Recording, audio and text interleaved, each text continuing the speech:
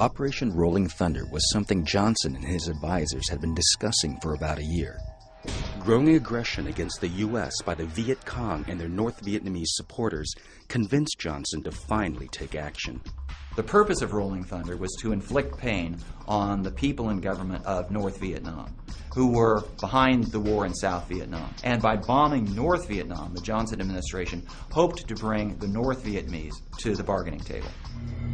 On March 2nd, 1965, the first bombing took place about 10 miles inside the border of North Vietnam, and they continued under the tight control of President Johnson. The targets of Operation Rolling Thunder were mostly military targets, logistical targets, train depots, communications networks, and especially the Ho Chi Minh Trail, one of the main arteries from North Vietnam into South Vietnam.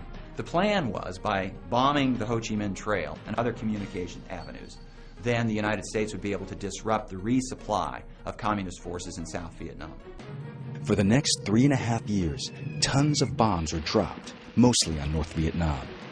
But the Viet Cong and the North Vietnamese government proved tougher than the U.S. expected. Operation Rolling Thunder did not achieve what the Johnson administration hoped. It didn't break the will of North Vietnam to continue fighting. It was also a public relations disaster for the Americans.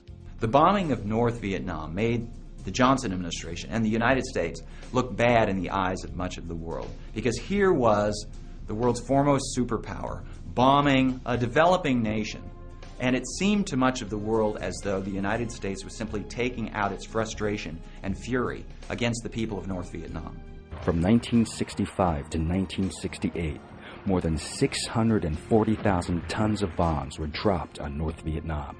In November 1968, after nearly 4 years, Operation Rolling Thunder was canceled without achieving any of its objectives. But the war was far from over.